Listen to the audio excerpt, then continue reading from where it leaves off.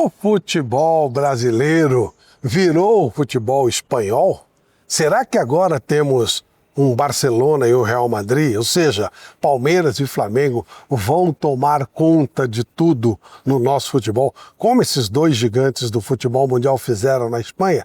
Esse é o nosso debate de hoje no Futebol entre os Grandes.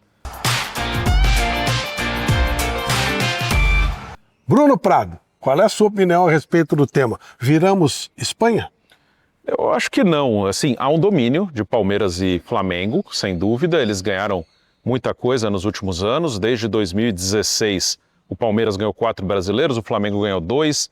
Libertadores, as últimas 6 foram conquistadas por clubes brasileiros, 4 por eles. Então eles são times que têm um domínio. Eles estão de novo esse ano brigando pelas principais competições. Mas eu acho que é diferente do que acontece na Espanha, com Barcelona e Real Madrid. Ali é um domínio muito grande. De vez em quando o Atlético consegue alguma coisa. O Atlético, em 2004, o Valência foi campeão espanhol, né? Dali para frente, só deu Barcelona e Real Madrid, com exceção de 2 títulos do Atlético, já com o Simeone no comando. Então, assim, nos últimos 20 anos, o Atlético ganhou 2 vezes e os 2 ganharam todos os outros. Na própria Champions League, teve um momento que o Barcelona ganha em 2015, a Real Madrid ganha 16, 17, 18. Teve um domínio ali também. Antes o Barcelona já tinha títulos em 9, 11 e o Real Madrid em 14. Então 14 até 18 só deu Barcelona e Real Madrid na Champions League. Então assim, eu acho que é diferente. Hoje o Palmeiras e o Flamengo são dominantes, mas outras equipes também ganham, né? Os últimos 2 campeões da Libertadores são Fluminense e Botafogo. O Flamengo não ganha o brasileiro desde 2020, pode ganhar esse ano. Mas nesse período o Atlético ganhou um, o Botafogo ganhou outro. Fora a Copa do Brasil, que é a terceira competição, mas que outros times também já venceram nos últimos anos, né?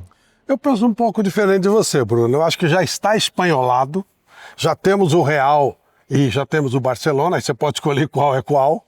Para mim o Barcelona é o Flamengo e o Real Madrid é o Palmeiras, pelo estilo, né? E nós estamos procurando o nosso Atlético de Madrid.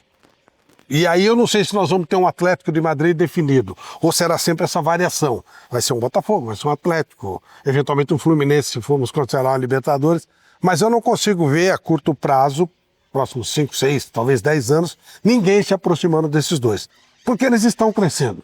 Inclusive nessa briga de liga e tal, o Flamengo está pleiteando mais dinheiro e vai acabar recebendo mais dinheiro. Não sei se no volume que ele quer, mas ele vai receber mais. O Palmeiras troca a Crefisa para entrar uma outra empresa dando mais dinheiro ainda. O Palmeiras vende os jogadores de uma maneira espetacular.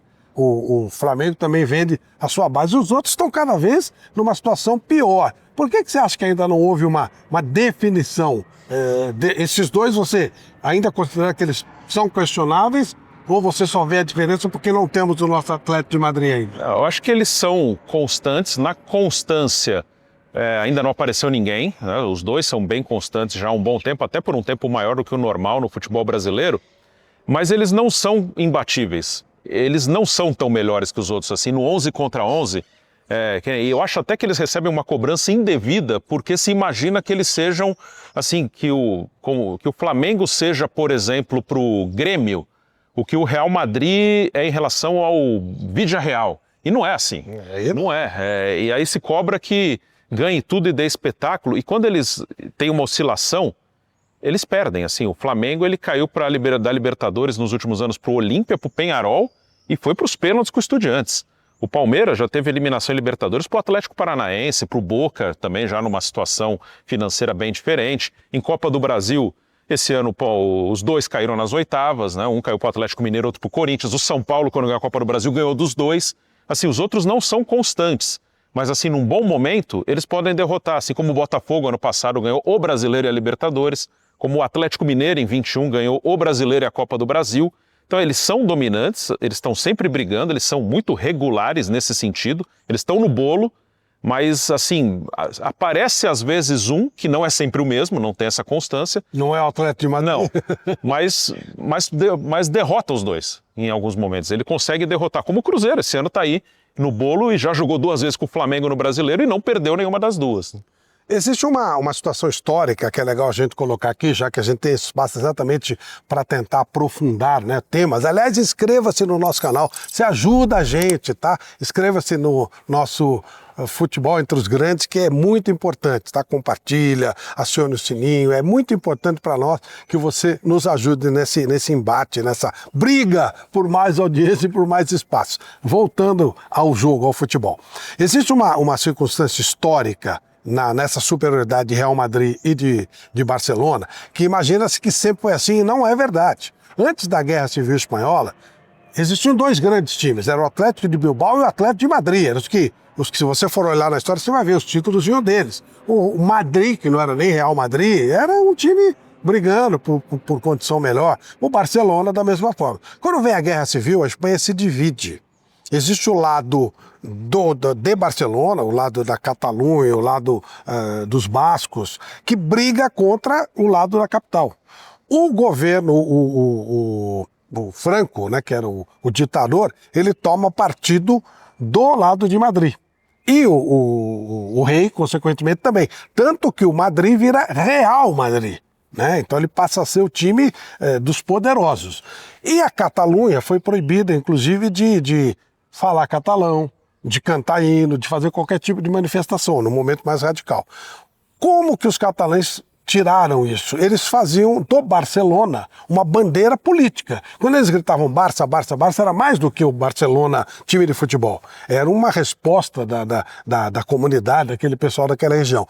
Tanto que o Barcelona contrata jogadores de um nível muito alto, sempre com muita ajuda dos torcedores da região. Ele traz Cruyff, jogadores de um nível muito elevado, ele briga com o Real Madrid nisso por essa circunstância política. Então, é mais do que uma coisa de clube. É uma coisa política. Não temos esse quadro aqui no futebol brasileiro. Isso vai dificultar o surgimento de novas equipes mais fortes aqui no Brasil ou pode até facilitar? Assim, eu acho que o futebol brasileiro ele tem uma oscilação meio natural, que os dois até romperam, eles são bem regulares até para o histórico. Mas a gente vê assim, por exemplo, um Flamengo, qualquer derrota cai o mundo e muda tudo. Então o Flamengo acaba ficando instável em alguns momentos, mas como ele tem muito dinheiro, ele se remonta e briga, né? Troca o técnico às vezes, mas segue brigando. O Palmeiras, a Leila presidente, ela segura muita coisa, se for outro, não sei como vai ser. E tem muitos times que dependem de um investidor. O Botafogo, por que ganhou o título? Porque tinha um cara botando dinheiro, que agora a gente nem sabe mais se ele é o dono, se não é. O Cruzeiro, hoje tem um cara botando dinheiro. O Galo ganhou lá atrás em 21, também gente botando dinheiro. Então há uma instabilidade, né? E às vezes acontece também de encaixar um time e dá tudo certo, né? O próprio Corinthians já teve time que encaixou, o São Paulo, que são times que estão numa situação financeira difícil. Então acho que essa instabilidade, ela cria um equilíbrio no futebol brasileiro e outros fatores, né? O calendário, que agora estão tentando melhorar, é impossível jogar bem sempre, gramado, aí você tem grama sintética, aí tem grama com buraco, aí então o futebol brasileiro acho que ele acaba tendo um equilíbrio natural e algumas instabilidades que são muito nossas, né? Você consegue apontar o Cruzeiro como o nosso, entre aspas, futuro Atlético de Madrid ou ainda não há uma convicção disso? Não dá para saber, né? Porque é esse ano. Já teve um momento que o Atlético teve outro momento que seria o Botafogo, né? E não seguiram, né? Teve até o Unimed do Fluminense. Sim, uma força. mais atrás, até antes dessa Palmeiras e Flamengo. Mas não dá para saber.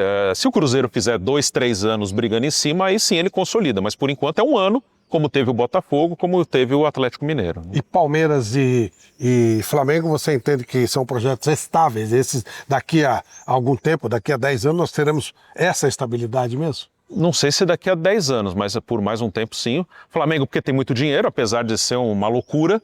Eu acho que isso atrapalha o Flamengo, mas como ele tem muito dinheiro, ele contrata jogador bom e vai ficando. O Palmeiras eu tenho curiosidade de ver no pós-Leila Pereira. E você, o que você pensa disso? É muito importante que você deixe a sua opinião. Entra aí e opine. Coloque. Você pode concordar mais com o Bruno, mais comigo, com nenhum dos dois ter uma opinião divergente. Sugira ao nosso futuro Atlético de Madrid quem é a terceira força que vem aí. Mas é muito importante que o pessoal se inscreva, né? Isso, se inscreva no canal Futebol Entre os Grandes no YouTube, que sempre tem conteúdo novo sobre futebol aqui para você. Isso, a gente está postando praticamente todos os dias, tá? Então é importante que você venha conosco. Futebol Entre os Grandes. E todo sábado tem um bate-papo, uma resenha comigo e com o Bruno. Essa não falha. Todo sábado, às 9 da manhã, você tem conteúdo novo meu e do Bruno, esse bate-papo, essa nossa resenha. Valeu? Inscreva-se no canal, deixe seu like, compartilhe. Valeu!